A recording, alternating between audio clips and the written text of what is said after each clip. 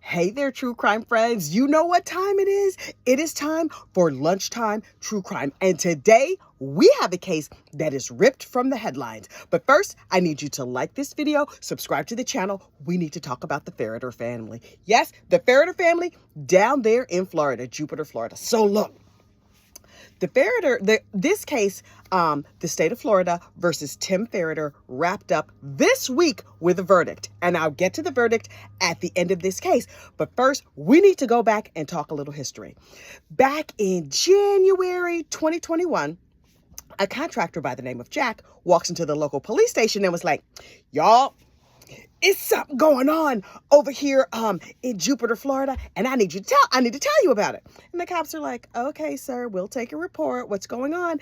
And he was like, look, I was hired to do a 2-day build. This family had me in and said, we want you to build an 8x8 box in the garage. It has to have a ceiling. It has to have electricity. We want to make a hole for a camera on the ceiling of the room, a window air conditioner, and a door. And he was like, okay, that's fine. And they were like, but wait, he says, for an office, why do you need it to have a ceiling? And they were like, don't worry about it. It's easier to air condition that way. Please just put a ceiling on. And he was like, okay. And they were like, he's like, okay, so where do you want the light switch here in the room? And they were like, right. Put it on the outside. And then he was like, okay, that's curious. But they were like, look, hurry up, chop. You only have 2 days to get this entire build done. So he hurries up and he gets the entire build done. And they were like, no, it's just an office. We have one just like it in our old house in Arizona. We just moved from there. We're moving into this house soon, and we need to get this office built as soon as possible. And he was like, okay. And they were like, and can you put a lock in the doorknob? And he's like, sure. And they were like, and a deadbolt on the outside. Jack is clearly a true crime fan because he was like, what in the sadomasochist murdering in Florida is happening? I don't know what these people are up to. Let me just tip on down to the police station and let them know, and then they could go check it out. And my hands are clean. I collected my check. I built my box, but I'm going to keep one eye trained on this suspicious looking family. So the cops are like, okay, we'll go check it out. And so the cops are like, hello, hi, what's your, Mrs. Ferriter? Hey, Mrs. Ferriter, how you doing? Listen, we heard that there's a curious build that you have going on.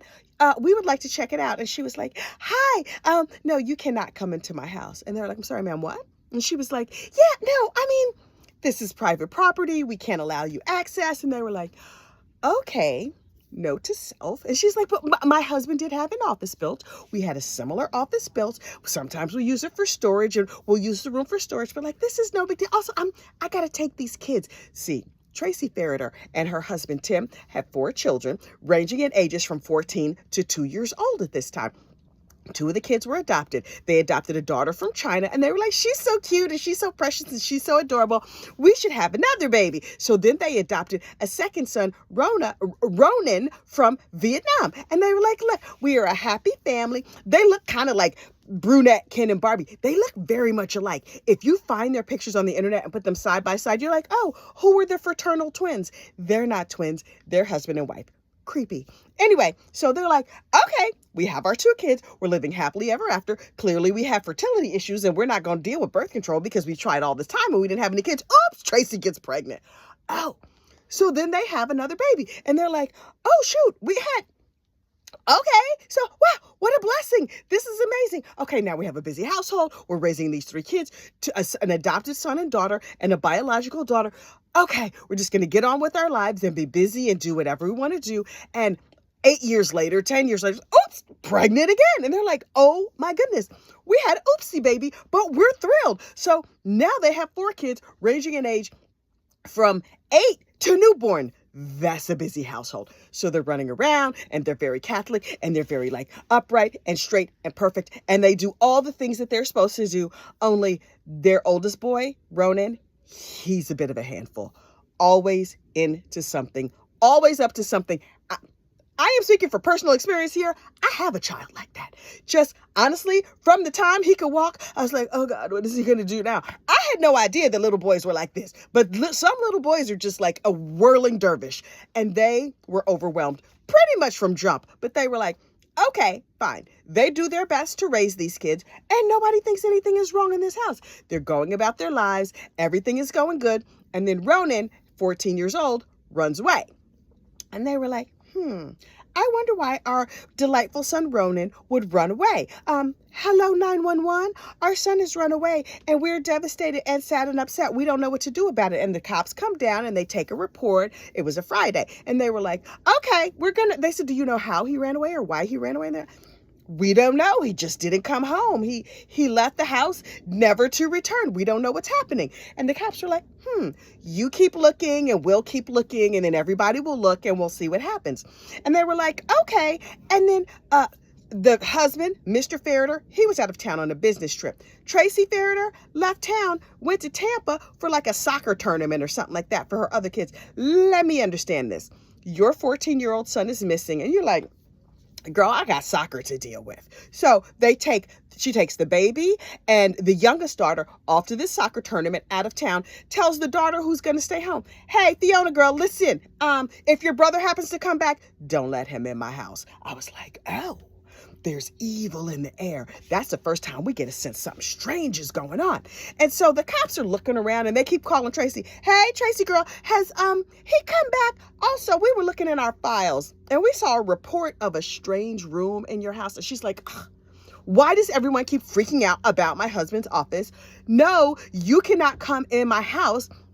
And she's like, plus, I'm traveling. I'm busy running around with these kids. Like, no. And the cops are like, okay, we're going to make a note of this. This is suspicious. And then Ronan shows up at school on Monday. And they were like, oh, the kid is back. Okay, so this is a fancy school district. They use drone footage. The school is like, psst, officer, he's here. The cops, instead of just showing up in their uniforms and their cars or whatever, put a drone up over the school and they're like, it's buzzing around. They can see him. And they're like, okay, we're going to go talk to the young man. So they go to school and they take him out of class. They're like, hey, Ronan, how you doing? How you doing? And he's like, right, I go by Ty now. And they were like, okay, this happens sometimes with kids. Ty, where you been, buddy? And he was like, I ran away. And they said, how did you run away? Why did you run away? And he's like, oh, my parents have an 8x8 room in the garage. And the cops were like, ding, light bulb goes off over their head. And they were like, okay, say more, young Ronan. And he was like, my parents keep me locked in my room all the time. But my young little 2-year-old brother, he wanted to play with me. He opened the door and let me out. And when my parents weren't looking, I was able to escape and I ran away. And they were like, buddy, why did you want to escape? You escaped? Why did you want to run away? This doesn't make sense. And he said, they lock me in a box. They don't feed me. They beat me all the time. I'm never allowed out of my room. I'm frequently there in the dark. And they're like, would you like to go back home? And he said, no, arrest me. I'd rather go to jail than to go back and live with those people. Also, I'm thinking a lot about unaliving myself and I do not feel loved. And the cops, probably like you, clutched all of their pearls. I was like, what? So the cops were like, okay, we're going to take you over here and we're going to Baker Act you. Now in Florida, they have this little thing called the Baker Act, where if a child or a person of any age says that they want to harm themselves or whatever, then they get like tucked away in a little hospital just to be checked out, like a 5150 hold every place else. We're going to hold you and make sure you're okay and everything is fine. And then after they checked him out at the hospital, they put him in foster care. Meanwhile, the cops are like, hey, Tracy girl, how you doing? Hey, look. We found Ronan. And she was like, really? He's back. Great. Is he coming home? And they were like, can we, instead of standing here on the front porch, it's hot. Yes, it's January, but can we come in and talk to you? And she said, no. They were like, right.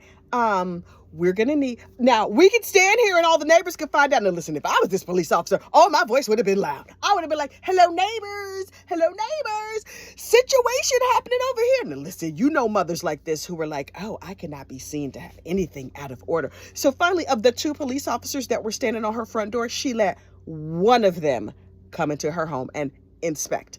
So the cop walks in and he looks around now listen, these people were not living in like a shack or a double wide or a single wide. They were living in a multi-million-dollar neighborhood with a swimming pool in back. Dad is a big muckety-muck executive. Okay. The cops coming in the house into their brand new, they've lived in Florida for 6 weeks, 4-bedroom house. They got 4 kids and they only got a 4-bedroom house. Okay, maybe that means 2 of the kids are going to share bedrooms. That's not how that went. They built a bedroom but they weren't calling it that. But I'm getting ahead of myself. So the cops go in and they look and they see a crib in a beautiful, brightly painted room with kids' toys or whatever, and a pillow and a blanket on the floor. And they're like, okay, great. Whose room is this? And they say, oh, this is our baby's room. Pierce, he's only 2. And the cops were like, great, what is the blanket and pillow on the floor here? And the mom was like, oh, our son, the runaway, Ronan, he sleeps in here with his little brother. That's why there's a blanket and pillow on the floor. How come he have no bed? If he lives there, how come he don't have okay, whatever. So they were like, okay, we need to look around some more. Also, this room appears to just have little kid toys. Where are the 14-year-old kid toys? And Tracy was like, oh, they're in we have another room that sometimes we use for storage, but he stores his toys in there, but mostly he sleeps in the room with his brother on the floor without even a mattress. Okay. So the cops go in and they're just like, okay. Oh, what is that smell? The cops are shown into a room and there is a single box spring, a twin-size box spring with a mattress on top and a sheet, a window air conditioner unit, and a Home Depot bucket with feces in the bottom of it. Ronan has been gone for 3 days and nobody has cleaned out his slop bucket. Okay, this tells us a lot about how this young man was treated. While the baby's room and the girls' rooms are painted with bright colors and toys and whatever, pictures on the wall, Ronan's room is just a white box with a poop bucket in the corner. The cops were like, okay, Tracy girl, we're gonna have to go think about this a little bit, and we're gonna get back to you. And the cops were like, Tracy was like, okay, well, I have to go pick up my kids from school in a couple of hours. Anyway, and they're like, oh, what schools do your kids go to? So she tells them, they're like, okay, great. They go back to the police station, write up all the paperwork, and then go to the schools and take custody of the 3 remaining children. Oh, child, I done talked my throat dry. Hang on. The cops immediately take custody of the 3 remaining children, call child services, get the kids, get everything. Ronan is coming out of his residential treatment facility that they put him in because he'd rather go there than go back to those parents where he says he's unloved. Everybody gets put into foster care, basically, right? And so the next day, Tracy and her husband get arrested. And they're like, what? Us? What? Why ever would you arrest us? And they were like, oh, we have a whole list here of questions that we need to ask you. Now, we have spoken with your son, Ronan, and according to him, now this is 2021? You've been locking him in a room in the garage since 2017. Oh, that is much longer than what we heard about in court. But yes, since 2017. Oh, and we noticed that there's a Ring camera there on the ceiling. What's the Ring camera for? And they were like, just to monitor and keep track of him. And they were like, okay, hello, let's go on here. We're going to call it Ring. Hello, Ring, send us all the footage. And so Ring sends over 20,000 videos. What were these people thinking? Let me see. I'm going to do something bad and I'm going to record it. Sir, ma'am, clearly you are not criminal masterminds. Apparently, this is what Ronan said happened, and what Ronan said happened is backed up by the footage that they found on the Ring camera. Every morning, every night, Ronan would come home from school. He would be placed in his room or thrown in his room if he had done something he wasn't supposed to do. He had been slammed on the bed. He had been spanked. He had been spanked while naked. Like all kinds of crazy harm was done to this child, right? In ungodly ways. No essay, no intimate kind of abuse, but physical, emotional, every kind of everything. According to Ronan, he was like, I come home from school, I get locked in my room. Then later, they bring me the leftovers for dinner. And then I do my homework, do whatever. And then they turn the lights off when they get ready to turn the lights off. If they're mad at me, no air conditioning, whatever. If they're super mad, they make me go outside and do yard work. But other than that, I'm in that room, sometimes in the dark, sometimes in the light, up to 18 hours a day. So here's the thing that you need to know. Tracy and them were like, that's a bedroom. So bedroom has an actual legal definition. And for our real estate agents in the crowd, child, you will know this. A bedroom, if you're selling a house and it has 3 rooms that you happen to put beds in, that's not what makes it a bedroom. A legal bedroom in most places has to have a full-size window so that a fireman can come in and get your loved one out in case of a fire. It has to have a closet and it has to have a heat source. Guess what the 8x8 box in the room did not have? A window for egress, no heat source, no closet. This was a dungeon. And so he was like, Ronan, backed up by the tapes. It was like, I'm hit, I'm spit on, I'm yelled at. And that bucket, that is my toilet. And every morning I am greeted by the words, is it dirty? And I was like, what does "is it dirty" mean? The father every morning would wake up and say, is it dirty? Meaning, did you use your bucket? And if he used the bucket, then he would be instructed to go clean it out in the backyard so that the neighbors couldn't see. For 4 years. Now, they questioned the sisters. The cops were like, oh, well, hold the phone now. We have to talk to the sisters. So they said that the baby was only 2 years old, so he's too young to know what's what. Thank goodness. Hopefully he'll have a life without these crazy behind parents. So the sisters were like, yes, this is what happened. We're backing up Ronan's story. We recognize it was abuse. And they cried when they talked about the treatment that their brother received. They said, we miss him. We wanted to play with him. All we ever wanted to do was spend time with him and love up on him. But mom and daddy wasn't having it. Well, mom and daddy are like, oh, wait, what? Us? Oh my goodness. I can't believe. You see how perfect we look and how much we look like each other? We're practically twinsies. We even have a dog and a cat. I'll bet you that dog and cat look like them. They're like, we tried to get help, but it didn't work out for us. What did you expect us to do? We couldn't get a referral. Here's the thing that you need to understand. This is not a poor indigent family, right? They had health insurance, but they're talking about, oh, we couldn't get a referral. It was taking us a long time to get a referral. You know what you could do without a referral? Pay cash. How much did it cost you to build that box? The money that you spent on building that box, you could have put in on therapy and then hope to get reimbursed from the insurance company. This was not about correcting bad behavior. This was about punishing a wayward child. And child, I know about wayward children. Oh, Lord Jesus. We have 4 sons, right? 4 of them. Lovely, delightful boys. They've grown into delightful human beings. But there was 1 or 2 of them that tested the bounds of my sanity on a number of occasions. And in the court case, because you know this case has gone to court, they listed all the things that Ronan had done. And they were like, he did this and this and this and this and this. And they were horrified by these things. Every single thing that they mentioned, my child has done. Everything. Did he hack computers? Oh yeah, he hacked computers. He hacked things there were things in this house I didn't even know had internet access till that boy got his hands on them. I was like, the very, very first electronic readers, the Nook. I was like, oh, we're going to get him a Nook. It barely lit up. It didn't light up. It barely connected to anything. It was in black and white. Do you know what he did? Figured out a way to download pictures of naked ladies. I was like, you are in the 2nd grade. Either he's a computer genius or a sociopath. Unclear. And when they're young, it's really unclear. Because some of the things they say and do and think, you're like, oh, Lord, am I raising like a future leader of the world or the future leader of a prison block? It is never clear until way, way after the fact. And so the cops were like, okay, we hear your sad story. And they're like, we think he has attachment reactive disorder, reactive attachment disorder. We think he's deeply, deeply sick.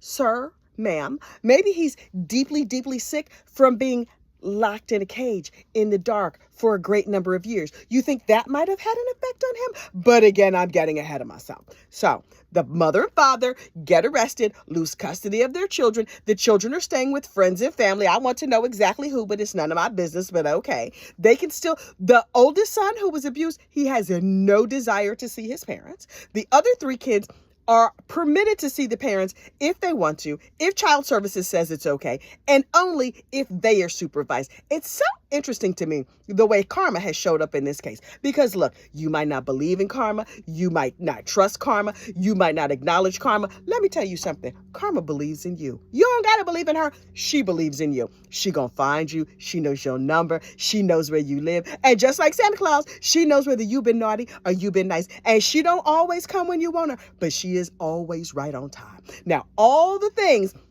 that this parent did to try and control this child, the state is now doing to control them. So they have taken away everything that they loved. Shades of taking away all Ronan's crap. They have locked them in a cage, limited their access, and had them around people they want to be around. So just recently, Mr. Ferriter, Timothy, went on trial. And I was like, oh, the boy in the box case.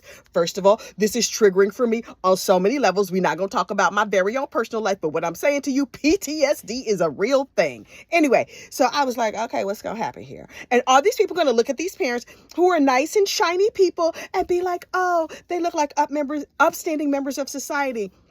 They look like good people. They have money. There's a swimming pool. Could they possibly be terrible? Turns out, yes. You could do everything like right on paper and in public and on social media and for God and all the world to see. But if you close the door and behind your closed doors of your house, if you're a nightmare, oh child, karma gonna show up.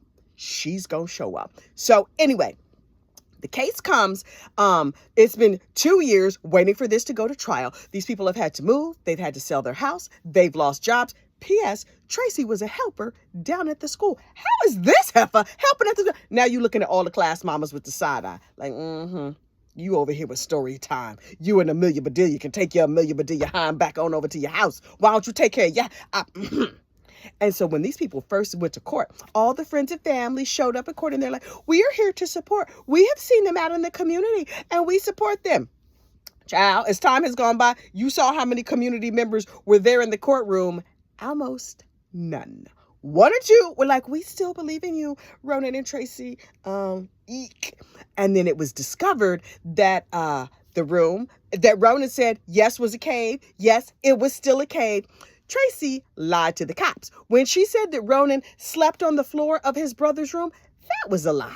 When she was like, I don't know, this was just a storage space. Nobody slept in here. And the cops was like, how come it's a mattress and a poop bucket? She's like, we store things in here, ma'am. You're storing poop. Do you have a whole poop collection? Explain to me what is happening. Also, you nasty, because that poop has been sitting there for at least 3 days. You knew that child was gone. It is Florida. It is hot. You're out of town. He's run away, and nobody emptied out the... Girl, please. So, because she lied to the police, she's actually facing more charges than her husband. But the Ring video camera, which shows both of these parents yelling and screaming and going crazy on their kids, it had a lot of the father laying down the rules and a lot of the mother following the rules that the father had laid down. But she was very complicit in this entire situation. So look, Tim goes to trial and he has his dark hair all gelled. He's looking like Superman. He's very stoic, attractive. His twin wife is sitting behind him. And I was like, these sacks of sugar, I swear for cheese, I can't stand these people. And you know I love cheese. I did not mean to blaspheme cheese like that, but I was mad. So anyway, he goes to trial and they're like showing all the videotapes of all the terrible things he said and did. And child, Ronan got up and testified against his parents. And Ronan has no chill. Ronan was like, look, yes, I was a pain in the neck. Yes, maybe you should forgive them because they were in over their heads. But this is what you need to understand. I'm not going to sit in another room. I'm not going to hide my face. The court was like, okay, we will hide his face. He was like, this is my new name. This is my new life. You see my foster father sitting back there. We have a nice life together. I'm in honors classes. I'm free. I'm doing everything that I need to do. Okay. And he sat there and he stared down his father. And according to the people who was in court, the father and the mother was looking down and looking all over and whatever. And then the Ring video, they showed Ronan being beat, Ronan crying, Ronan relieving himself in a bucket. Mom and Daddy wasn't crying for that. Okay. Ronan was like, is this all you need from me? Because I done told you my story. I have broken it all down. Peace. And he went on back to class. His sister got up and she told her story. And she was very nervous and she sat in a different courtroom and she wasn't prepared to face her parents. But she called them Tim and Tracy and referred to the abuse. Something tells me, now listen, sons can be a handful. Daughters, scathing. Child, run afoul of your daughter, see what happened. She might never forgive you. If you her father, maybe. Her mama, Mothers and daughters, that's a whole situation. If you have a good relationship with your daughter, God bless. If you have a bad relationship with your daughter, you better recognize, because she not letting you off the hook. I'm just letting you know. I might be the voice of experience in that. Anyway, so Miss Fiona was like, look, She didn't say this, but this is what she said. They're trash. They abused my brother. They are terrible. What you want from me? And the state was like, thank you so much. So closing arguments comes and the two daughters show up in court. It is unreported who they sat by. Did they sit behind the prosecution side or sit by the mother? But here's the thing. The camera was on the mother for a good part of the closing arguments, and we never saw those daughters. So something tells me, they not team mom and dad in this. And so finally, the jury gets their jury instructions. They hear closing arguments. And I'm thinking to myself, do these Mamalukes actually think they're going to get off on this? Now, look, this is what we found out right before this went to trial, that the state offered Tim Ferriter 2 years in custody, 5 years probation. And he turned it down. Oh, it's like, Tim, boo-boo. That's going to go bad for you. That's going to go so bad for you because you're facing a bare minimum of 3 years in custody, a maximum of 30. Child, we know he's not going to get 30. I would estimate he's probably going to end up doing somewhere between like 7 and 10. If I had to guess, that's my best guess. We will find out in a couple of weeks when he finally gets sentenced. So, but this is what we did not know about that plea deal. If he was going to take that plea deal, he was going to have to roll over on Tracy, tell all the truth on Tracy, and Tracy might get an additional plea deal, maybe, if they were in the mood to, if they wanted to. Okay. And somewhere along the way, this family, the Ferriters, they had a different lawyer to start with. There was some falling out or difference of agreement between the Ferriters and their attorney, and she is suing them. Ferriters, let me just ask you a little question. Little question. So, was it more expensive to pay for a criminal legal defense for 2 people or to send your son to a residential therapy treatment and pay out of pocket? Just asking. Just a quick question, because I know a little something about residential therapy and sending kids off to it as related to my job. Costs you anywhere between $30,000 and $50,000, right? Okay, that's a chunk of money, but I guarantee you, they had that in their 401k. They could have got a 401k loan and then paid themselves back over time. And that had their behinds in prison and maybe got some help for their son. But now the first attorney is suing them for $70,000, roughly twice the cost of residential treatment. And now they have to pay for 2 defenses on the second lawyer. Something tells me they've made a bad gamble on this.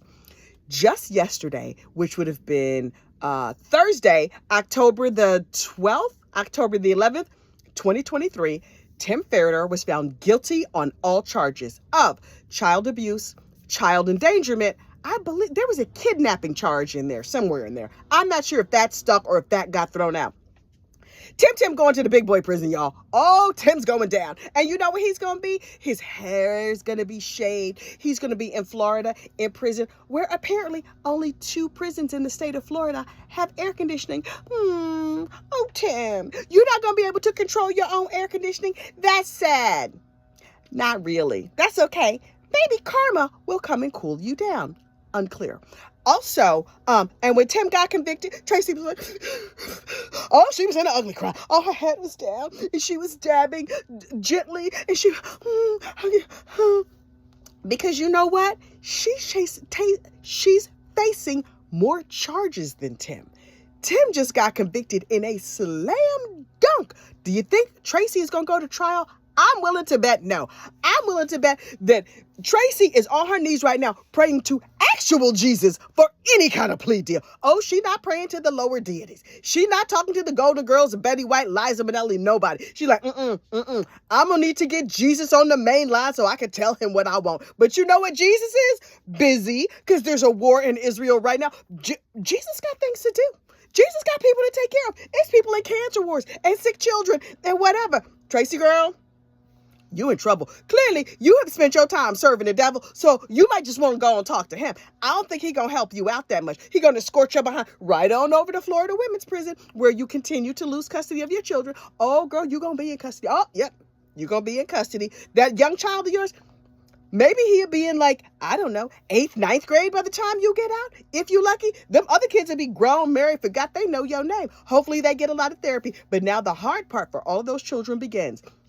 Living without those trash parents and making great lives for themselves despite what they've been to. Ronan, boo-boo, I see you out there. I'm keeping an eye on you, Ronan. I expect you to go out there and do great things for yourself. But even if you don't do great things, live a great life. And to all those kids out there who lived in houses where it looked pretty on the outside and everybody thought it was wonderful, but once the doors closed, other things were going on, I see you too. And you too can have a fantastic life. In addition, you go out there and have a great day. Bye-bye.